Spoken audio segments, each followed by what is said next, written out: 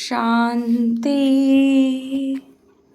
12/5/2024 প্রাতঃমুরলি। ওম শান্তি। অব্যক্ত বাপদাদা রিভাইস 30/11/99।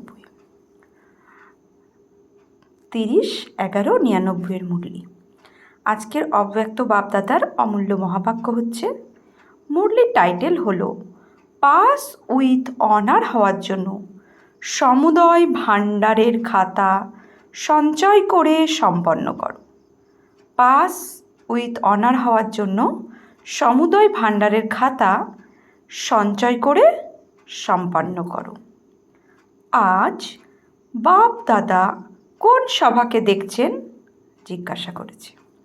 আজ বাপ দাদা কোন সভাকে দেখছেন? আজকের সভায় প্রত্যেক বাচ্চা হাইস্ট এবং অবিনাশী ধন ভাণ্ডার দ্বারা রিচেস্ট। বলছে আজকের সভায় প্রত্যেক বাচ্চা হাইস্ট এবং অবিনাশী ধনভাণ্ডার দ্বারা রিচেস্ট, অর্থাৎ ধনবান। দুনিয়ার লোকে যতই রিচেস্ট হোক, কিন্তু সেটা এক জন্মের জন্য রিচেস্ট। এক জন্মও রিচেস্ট থাকবে কি থাকবে না সেটাও নিশ্চিত নয়। ইন ওয়ার্ল্ড যতই কেন রিচেস্ট হোক না কেন, কিন্তু যতই রিচেস্ট হোক না কেন কিন্তু এক জন্মের জন্য। আর তোমরা তো দুনিয়ার যতই রিচেস্ট হোক সেটা এক জন্মের জন্য, আর তোমরা নিশ্চয়ই আর নেশার সাথে বলো যে আমরা অনেক জন্ম রিচেস্ট। কেননা তোমরা সবাই অবিনাশী ভাণ্ডারে সম্পন্ন। তোমরা সবাই জানো যে এই সময়ের পুরুষার্থ দ্বারা একদিনের মধ্যেও অনেক উপার্জন করতে পারো। জানো তোমরা একদিনে তোমরা কত উপার্জন করতে পারো? হিসাব জানো তো না? গায়ন আছে, অনুভব আছে, এক কদমে পদ্ম। তো একদিনে বাবার নলেজ দ্বারা, স্মরণের দ্বারা প্রতি কদমে পদ্ম জমা হয়। তো সারাদিনে যত কদম স্মরণের দ্বারা গ্রহণ করো তত পদ্ম জমা করো। তো এমন উপার্জনকারী ভাণ্ডার সঞ্চয়কারী বিশ্বে আর কেউ হবে নাকি আছে? বিশ্ব পরিক্রমা করে এসো, তোমরা ব্যতীত অন্য কেউ সঞ্চয় করতে পারে না। সেই জন্য বাবা বলেন এই শ্রেষ্ঠ স্মৃতিতে থাকো যে আমরা সব আত্মার ভাগ্য পরম আত্মা দ্বারা এত শ্রেষ্ঠ হয়েছে। তো আমাদের সমস্ত আত্মাদের ভাগ্য পরমাত্মার দ্বারা এত শ্রেষ্ঠ হয়েছে। নিজেদের ভাণ্ডার জানো তো না? সময়ের ভাণ্ডার কেউ জানো যে এই সঙ্গম যুগের সময় কত শ্রেষ্ঠ, যে প্রাপ্তির প্রয়োজন তা অধিকারী হয়ে বাবার থেকে নিচ্ছ। সব অধিকারী প্রাপ্ত করে নিয়েছ তো না? এক একটা শ্রেষ্ঠ সংকল্প কত বড় ভাণ্ডার। তাহলে এক একটা শ্রেষ্ঠ সংকল্প আমাদের কত বড় ভাণ্ডার, অর্থাৎ শ্রেষ্ঠ সংকল্পের ভাণ্ডার। সর্বশক্তির সবচাইতে বড় ভাণ্ডার, এক এক জ্ঞানরত্ন কত বড় ভাণ্ডার, প্রতিটি গুণ কত বড় ভাণ্ডার। দুনিয়ার লোকেও মানে যে শ্বাসে শ্বাসে স্মরণের দ্বারা শ্বাস সফল হয়।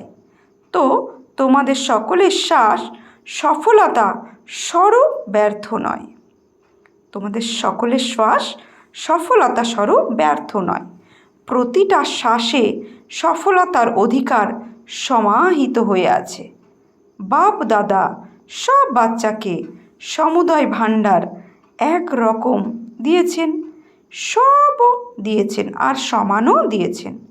কাউকে 1 গুণ, কাউকে 10 গুণ, কাউকে 100 গুণ এই রকম দেননি।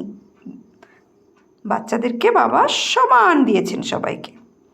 কাউকে 1 গুণ, কাউকে 10 গুণ, কাউকে 100 গুণ এরকম দেননি। দানকর্তা দাতা এক এক বাচ্চাকে সর্বভাণ্ডারে ব্রাহ্মণ হওয়ার সাথে সাথেই সমান রূপে দিয়েছেন। কিন্তু ভাণ্ডার কতটা জমা করবে অথবা খুইয়ে ফেলবে সেটা প্রত্যেকের উপর নির্ভর করে।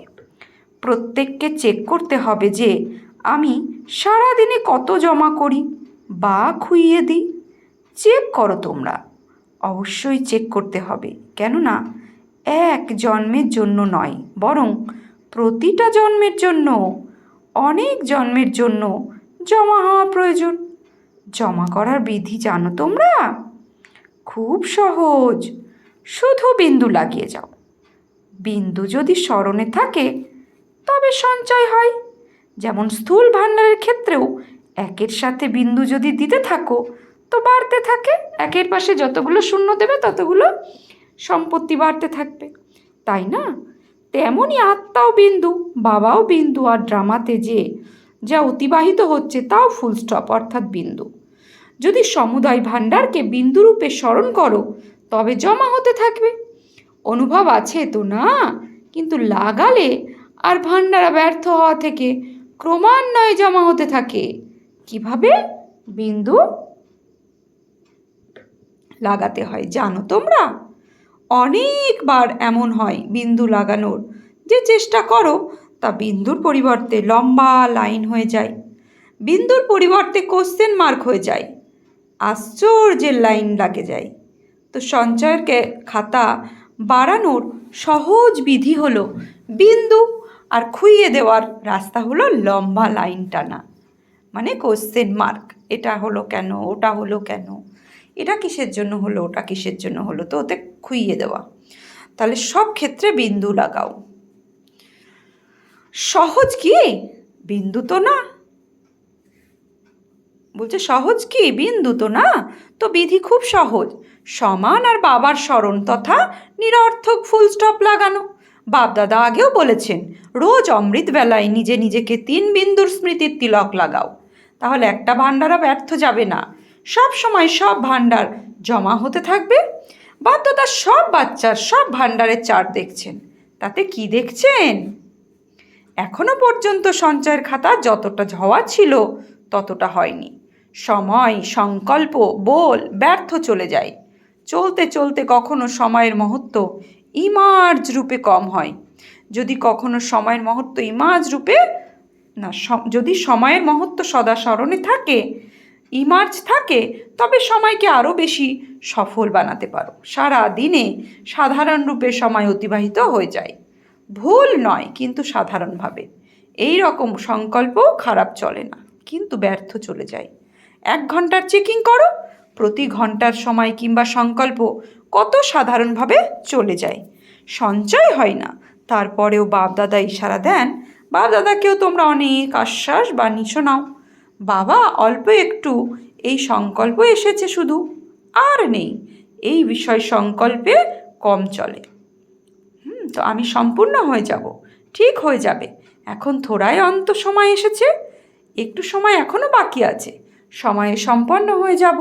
কিন্তু বাপ দাদা বারবার বলে দিয়েছেন যে বহু সময়ের সঞ্চয় চাই।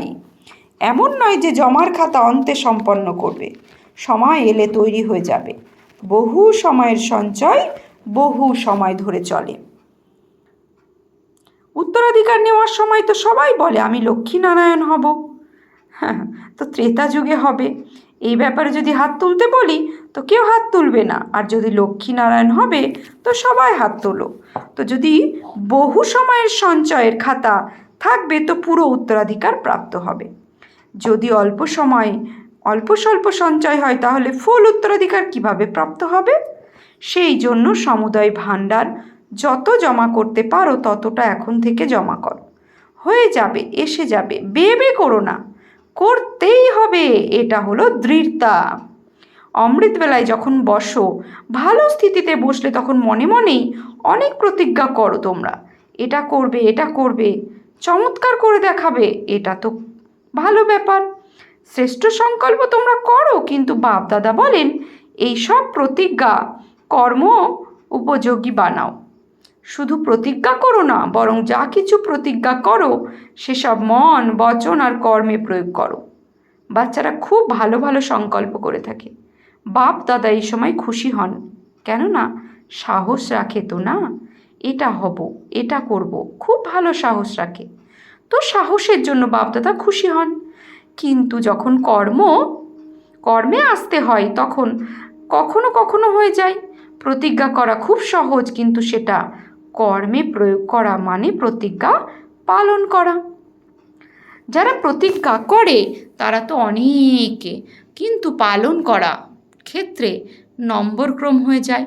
সুতরাং সংকল্প আর কর্মকে প্ল্যান এবং প্র্যাকটিক্যালি উভয়ই সমান বানাও। বানাতে পারো তো না?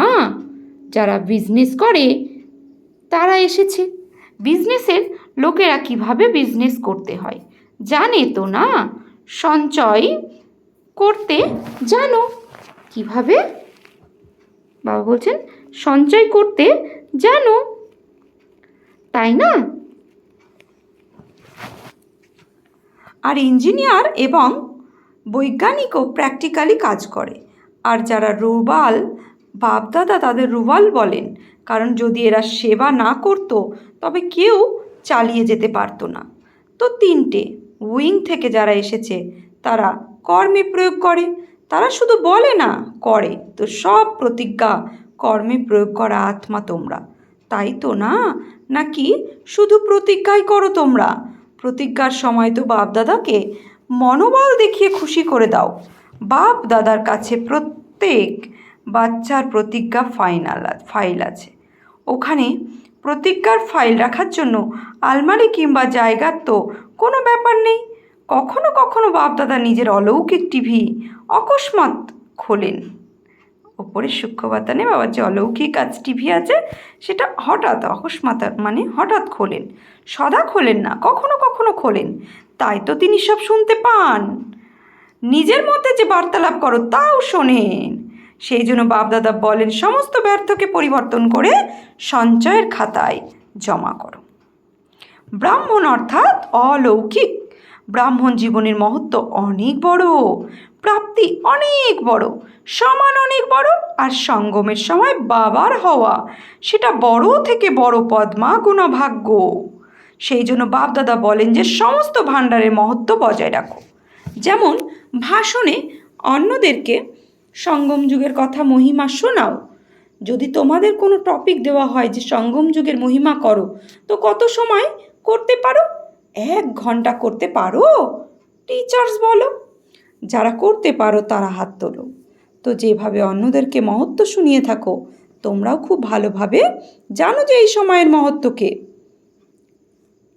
বাপদাদা এমন বলবেন না যে তোমরা জানো না। যখন শোনাতে পারো তখন তো তোমরা নিশ্চয়ই জানো, তবেই তো শোনাও। এর যথার্থতা আছে নাকি মার্জ হয়ে যায়? তোমাদের স্মৃতি ইমার্জ রূপে থাকে, সেটা কখনো কম হয়ে যায়, কখনো বেশি। এতএব তোমাদের ঈশ্বরীয় নেশা ইমার্জ করো। হ্যাঁ, আমি তো হয়ে গেছি না? প্র্যাকটিক্যালি আমি এটা ইমার্জ রূপে থাকতে হবে। নিশ্চয়ই আছে। কিছু নিশ্চয়ের লক্ষণ হলো অধ্যাত্ম নেশা। তো সব সময় যেন নেশা থাকে, আধ্যাত্মিক নেশা। আমি কে, এই নেশা ইমার্জ রূপে থাকবে, তবে প্রতিটা সেকেন্ডে জমা হতে থাকবে।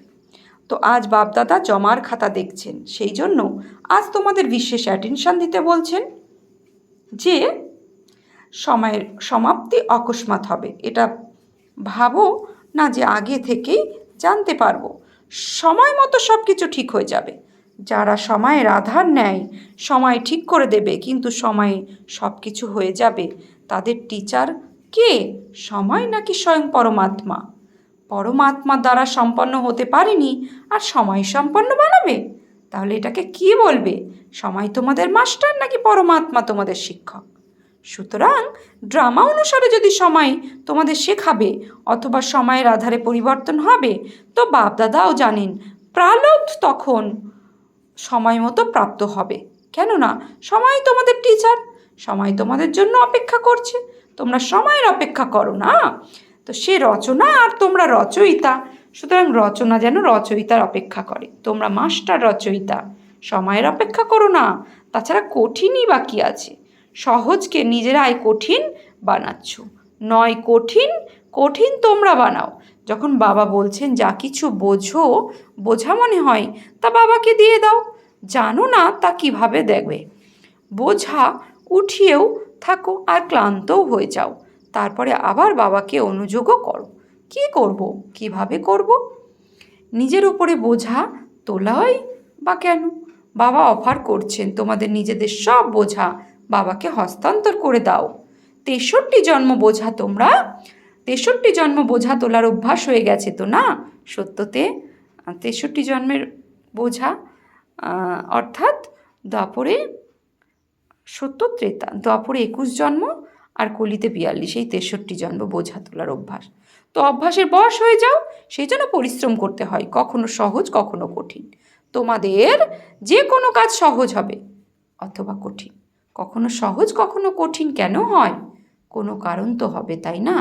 কারণ হলো তোমরা অভ্যাসের বশীভূত হয়ে যাও। আর বাপদাদার তার বাচ্চাদের পরিশ্রম করাটা অনেক বড় বিষয় বলে মনে হয়, ভালো লাগে না। মাস্টার সর্বশক্তিমান আর কঠিন, কি টাইটেল দাও নিজেদেরকে? মুশকিল যোগী নাকি সহজ যোগী? তা নয় তো নিজের টাইটেল চেঞ্জ করো যে আমরা সহজ যোগী নই। কখনো তোমরা সহজ যোগী, কখনো মুশকিল যোগী। তাছাড়া যোগ আছেই বা কি, ব্যাস স্মরণ করতে হবে, তাই না? আর পাওয়ারফুল যোগের সামনে মুশকিল হতেই পারে না। যোগ একাগ্রতার অগ্নি, যতই কঠিন জিনিস হোক অগ্নি তাকে পরিবর্তন করে দেয়। লোহা মোল্ড হয়ে যায়। একাগ্রতার এই অগ্নি কি কঠিনকে সহজ করতে পারবে না? কিছু কিছু বাচ্চা খুব ভালো ভালো কথা শুনিয়ে থাকে, বাবা কি করব, বায়ুমণ্ডলী এরকম, সাথী এরকম, আমরা হাঁস বকের মতো, কি করব, পুরনো হিসেব নিকেশ আছে। বাবাকে তোমরা খুব ভালো ভালো কথা বলো এরকম। বাবা জিজ্ঞাসা করেন, তোমরা ব্রাহ্মণরা কোন ঠেকা অর্থাৎ দায়িত্ব নিয়েছো? ঠেকা তো নিয়েছো, বিশ্ব পরিবর্তন করবে তোমরা। তো যে বিশ্ব পরিবর্তন করে সে নিজের মুশকিল মেটাতে পারে না?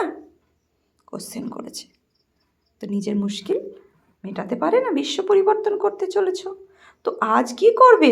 জমার খাতা বাড়াও, তাহলে যা তোমরা বলে থাকো সহজ যোগী তা অনুভব করবে। কখনো কঠিন কখনো সহজ, এতে মজা নেই। ব্রাহ্মণ জীবনই মজার, সঙ্গম যুগ, আনন্দ অনুভবের যুগ। বলছে বোঝা তোলার যুগ নয়, বোঝা নিচে নামানোর যুগ। তো চেক করো নিজের ভাগ্যের ছবি নলেজের আয়নার, ভালোভাবে দেখো আয়না আছে তো না, নাকি নেই? ভেঙে তো যায়নি। সবার আয়না প্রাপ্ত হয়েছে নাকি চুরি হয়ে গেছে? পাণ্ডব তো সামলানোতে হুঁশিয়ার, তাই না? আয়না আছে, হাত তো সবাই ভালোই তুলছে, সেটা ভালো। ভাগ্যের ছবি দেখো আর সদা নিজের ভাগ্যের ছবি দেখে বাহ বাহের গীত গাও। তো শ্রীমৎ রূপী আয়নাতে নিজেকে চেক করো যে আমি কতটা পরিষ্কার হয়েছি, আমার মুখে দাগ আছে নাকি, আমার চরিত্রে দাগ আছে নাকি। তো বাবা বলছেন, বাহ আমার ভাগ্য, বাহ আমার বাবা, বাহ আমার বাবা, আমার পরিবার, বাহ আমার পরিবার, পরিবারও বাবা। এমন নয় তো আমার পরিবার, তো এমন নয় তো অনেক বাবা একটু এরকম না, বাহ আমার পরিবার, বাহ আমার ভাগ্য, আর বাহ আমার ব্রাহ্মণ জীবন, অর্থাৎ বাহ বাহ, হাই হাই নয়। শারীরিক ব্যাধিতেও হাই হাই, হাই নয়, বাহ বাহ। তো 3-4 মন বোঝা নেমে যায় তো ভালো, নাকি হাই হাই? কি হয়? বাহ বোঝা নেমে গেছো, হাই আমার পার্টি এরকম, হাই আমার রোগ ব্যাধি ছাড়ছেই না। তুমি ছাড়বে নাকি ব্যাধি ছাড়বে? হ্যাঁ বলছে তুমি ছাড়বে নাকি ব্যাধি ছাড়বে? বাহ বাহ যদি করতে থাকো তো বাহ বাহ করাই ব্যাধিও খুশি হয়ে যায়। দেখো এখানেও এরকম হয়তো না, কারো মহিমা যদি করে তো বাবা বাহ বাহ করে। সুতরাং ব্যাধিকেও বাহ বাহ বলো, হাই এটা আমার কাছেই কেন এলো, আমারই হিসেব, প্রাপ্তির সমান হিসেব তো, বলছে প্রাপ্তির সামনে হিসেব তো কিছুই না, সমস্ত প্রাপ্তির সমান। বলছে সমস্ত প্রাপ্তির সামনে যদি হিসেব নিকেশ সামনে রাখো তো সেটা কেমন লাগবে? খুব ছোট ব্যাপার হবে না মনে হবে। ব্রাহ্মণ জীবনের মানে তো হলো যা কিছুই হয়ে যাক সেটা পজিটিভ রূপ দেখো। নেগেটিভ থেকে পজিটিভ কিভাবে করতে হয় জানো তো না? নেগেটিভ পজিটিভের কোর্সও তো করিয়ে থাকো, তাই না? তো সেই সময় নিজে কোর্স করাও, তবে কঠিন সহজ হয়ে যাবে। মুশকিল শব্দ ব্রাহ্মণের ডিকশনারিতে থাকা উচিত নয়। আচ্ছা, যে কোনো হিসাব আত্মার সাথে, শরীরের সাথে কিংবা প্রকৃতির সাথে। কেননা প্রকৃতির পাঁচ তত্ত্ব অনেকবার মুশকিল অনুভব করায়। যে কোনো হিসেব নিকেশ যোগ অগ্নিতে ভস্য করে ফেলো। বুঝেছো কী করতে হবে? বাবা বলছেন যোগের অগ্নি প্রজ্বলিত করো, সেখানে মুশকিলকে ভস্মীভূত করো। সঞ্চয়ের খাতা বাড়াও। বলেও সাধারণ বল নয়, বলেও ভিন্ন ভাব আর ভাবনা থাকে, এবং বল দ্বারা ভাব আর ভাবনায় অতি প্রিয় বোঝায়। সেই জন্য সদা যে বলি বলো তো তাতে আত্মিক ভাব এবং শুভ ও শ্রেষ্ঠ ভাবনা যেন থাকে। বল এবং ভাবনা এরকম হতে দাও। মায়ার যে ভাবনা তা হলো ঈর্ষা, ফলতা, ঘৃণা, এগুলোর মায়া ভাবনা। সদা শুভ ভাব আর ভাবনা থাকে। এরকম আছে, বলছে এরকম আছে তোমাদের, চেক করো।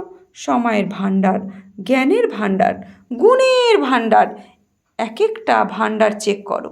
কেননা প্রতিটি ভাণ্ডারের খাতা সঞ্চয় করতে হবে। এই সমুদয় ভাণ্ডারের খাতা পরিপূর্ণ হবে, তবে বলা যাবে ফুল মার্কস, অর্থাৎ পাস উইথ অনার। এমন ভেবো না একটা, বলছে এমন ভেবো না একটা ভাণ্ডার যদি কম সঞ্চয় হয় তো কি আর ক্ষতি, কিন্তু পাস উইথ অনার হওয়ার জন্য সমুদয় ভাণ্ডারের খাতা পরিপূর্ণ হতে হবে। আচ্ছা, যে এক সেকেন্ডে নিজের সংকল্পকে যেখানেই চাই, যে ভাবনা চাই ভাবনা চলতে থাকে, এরকম যেভাবে সে হাত তোলো, এক সেকেন্ডে মাইন্ড কন্ট্রোল হয়ে যাবে। বাবা বলছে এক সেকেন্ডে মাইন্ড কন্ট্রোল হয়ে যাবে। সেকেন্ড এরকম হতে পারে, যদি করতে পারো তো হাত তোলো। আচ্ছা, এই বায়ুমণ্ডলে মধুবনে বসে আছে, মধুবনের বায়ুমণ্ডল পাওয়ারফুল। এই বায়ুমণ্ডলে এই সময় মনকে কন্ট্রোল করতে পারবে। হয় বলছে হয় মিনিটে কারো অথবা সেকেন্ডে কারো, কিন্তু করতে পারবে। অর্ডার দাও মনকে, ব্যাস আত্মা পরম ধাম নিবাসী হয়ে যাও। দেখো, মন অর্ডার মানে না, বলছে মন অর্ডার মানে কি মানে না, তো ড্রিল করাচ্ছেন বাবা। আচ্ছা, চতুর্দিকের সমুদয় ভাণ্ডারের মালিক বাচ্চাদের সদা মুশকিলকে সেকেন্ডে পরিবর্তন করে সদা সহযোগী, সদা সংকল্প, সময় বল, কর্মকে শ্রেষ্ঠ বানায়। যারা সদা সময়ের সঞ্চয়ের খাতা বৃদ্ধি করে, সদা মনের মালিক, মন বুদ্ধি সংস্কার অর্ডার চালায়, এমন স্বরাজ্য, বলছে এমন স্বরাজ্য অধিকারী বাচ্চাদের হয়, তারা দেশে অনেক বিদেশ আছে, কিন্তু অনেকে দেশে অথবা বিদেশে আছে, কিন্তু হৃদয় থেকে দূরে নয়। চতুর্দিকের এমন বাচ্চাদের স্মরণে স্নেহ সুমন আর সুপ্রভাত নমস্কার। আমরা বাচ্চারাও বাপ দাদাকে সুপ্রভাত নমস্কার, ধন্যবাদ। ধারণার জন্য বরদান। মহত্তম বাবা, মহত্তম আমি, মহত্তম কার্য, এই স্মৃতির দ্বারা শক্তিশালী হয়ে বাবার সমান ভব। যেমন আজকালকার দুনিয়ায় কোনো ভিআইপির কেউ যদি বাচ্চা হয় তো সেও নিজেকে ভিআইপি মনে করবে, কিন্তু বাবার থেকে মহত্তম তো কেউ নেই। আমরা এমনই উঁচু থেকে উঁচু বাবার সন্তান, উঁচু আত্মাই স্মৃতি শক্তিশালী বানায়। উঁচু বাবা, উঁচু আমি এবং উঁচু কার্য, এই স্মৃতির দ্বারা থাকে, তারা বাবার সমান হয়ে যায়। সারা বিশ্বের সামনে শ্রেষ্ঠ এবং উঁচু আত্মা তোমাদের ব্যতীত অন্য কেউ নেই, সেই জন্য তোমাদেরই গায়ন আর পূজন হয়। স্লোগান, সম্পূর্ণতার দর্পণের সূক্ষ্ম আকর্ষণ চেক করো আর মুক্ত হও। আজকে সমান নেব, আমি বাবার সমান শক্তিশালী আত্মা। ওম শান্তি।